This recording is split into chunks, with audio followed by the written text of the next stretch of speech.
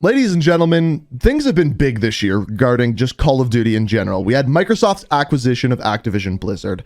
After that, we had the news that in 2023, there wasn't going to be another Call of Duty game coming out. And then we got this, which is a job posting and the label of Call of Duty 2.0. That is what we're going to be diving into today, and it's literally game-changing for Call of Duty moving forward, and you'll see what I mean once I dive into the actual details.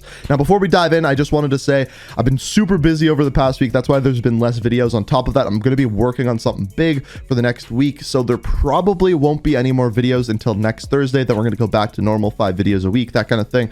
But for now, just know that I'm working on something. I will let you fill you guys in when that actually happens. But as for now, unless something really big happens this week, which you never know, it might. It's kind of leaks and rumor season for the next Call of Duty game. If it does, of course, I'll make a video. But until then, just stay tuned. Trust me, lots of videos coming. I got lots of things planned. You'll see what I mean when we get there. But for now, let's dive into this news because it's really, really crazy. So essentially what you need to know about this, the background of this is a couple of days ago, a job posting was posted on the Activision website in regards to Call of Duty and specifically for a community manager. Now, it was in the position description where things got really interesting. It said, 2022 is a stellar opportunity for Call of Duty, with an extraordinary lineup of innovations in curated player experiences, multi-platform gameplay, subscription-based content, mobile game development, and a move to always-on community and player connectivity. We call this COD 2.0.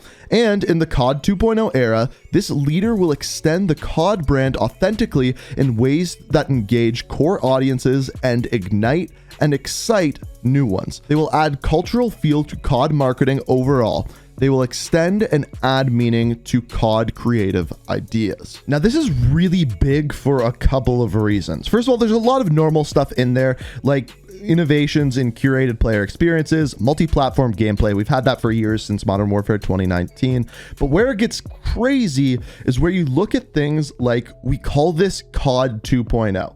That has never been referred to in any public statements or anything like this. The first time we are seeing this is in this job posting, which is really, really crazy. Now, on top of this, they mentioned mobile gaming, which we'll dive into in a second. But the biggest thing, in my opinion, is they mention subscription-based content. This is one that is incredibly surprising to me for many reasons. Now, if it didn't mention things about Call of Duty specifically and COD 2.0, I would have thought that this job posting was actually for something like World of Warcraft, something that uses that subscription-based model and has, I think, since 2004. But this is specifically for Call of Duty. Now, Call of Duty is not foreign to a subscription-based content model. If you think back, for a very, very long time, there was map packs. Or you could buy the season pass, and every 2 months or so, you would get updated with 4, maybe 5 new maps, a new zombies map, new co-op experience, things along those lines. And with that, you were kind of guaranteed those things. Since then, in Modern Warfare 2019, Black Ops Cold War, and Vanguard, they got rid of that. And essentially, if you bought the game, you would then get access to all of the DLC. Now, with Vanguard, we have seen that not every single season do we get 4 new maps. We get new updates and things along those lines, but not 4 new maps. And of course, that was super successful in Modern Warfare 2019, but less so in Vanguard, simply because it's a less popular game.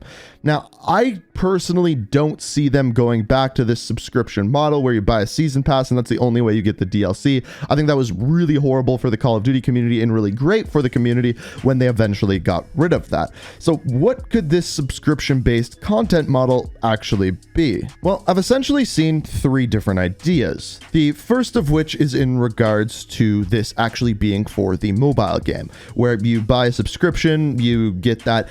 It could also be simply referring to the Battle Pass being a subscription, but I kind of doubt that because they've never referred to it in that way whatsoever.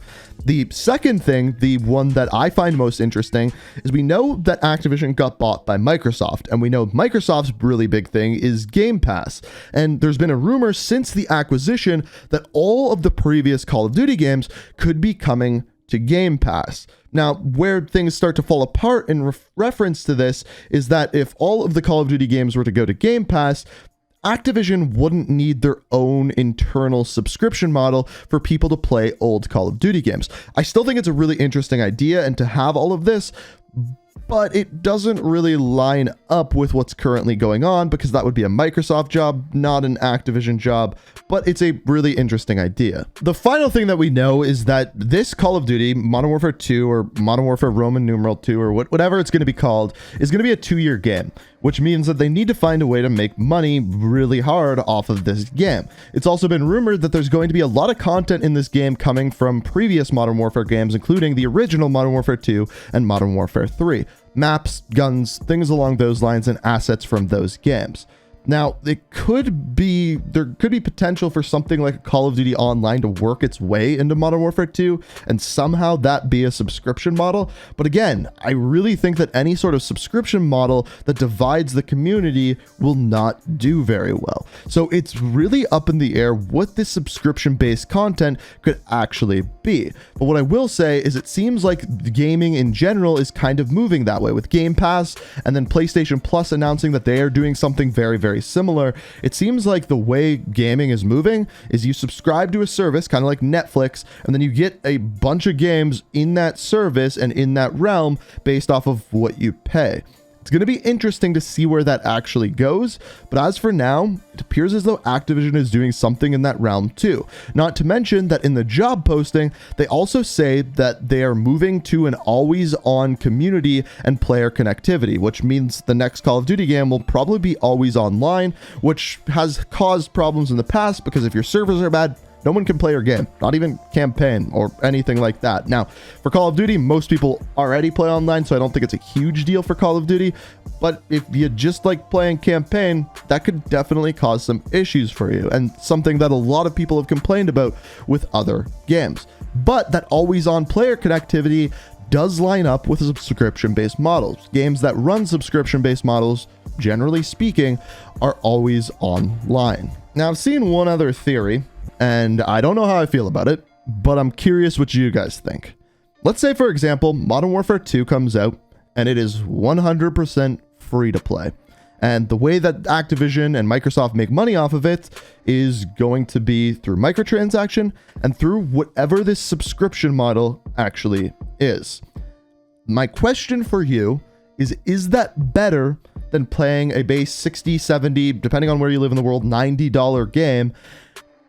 Is it better to have that subscription model that you pay for maybe $10, $15 monthly and get some sort of extra content, maybe extra guns? I doubt they will do extra maps. I don't know. Is that better than just having a base price for the game? Personally, I don't think so, but I'm curious what you guys think. By the way, there's nowhere that actually says that's what they're doing. I'm just curious. I'm putting the idea out there. Now, it turns out that posting this by Activision was actually an oopsie because since then, the job posting has been removed. And if you click on the link to go to it, it says, sorry, the job you are trying to apply for has been filled. So obviously they took the job posting down. Now, if this was a part of viral marketing or just a way of building hype, that is possible. Or they posted it externally when it was supposed to be posted internally and simply made an oopsie. But needless to say, this was legit. This was on the Activision website, and it appears as though Call of Duty 2.0 is legitimately a thing. And I'm curious what you think about it. Let me know what you think in the comments. If you enjoyed the video, you liked the insight, it's always appreciated if you hit that like button. And of course, to stay up to date on everything, make sure you subscribe, turn notifications on, all that good jazz. But as always, thank you so much for watching, and until next time, peace out. We are reaching for the stars, but we're making this too hard.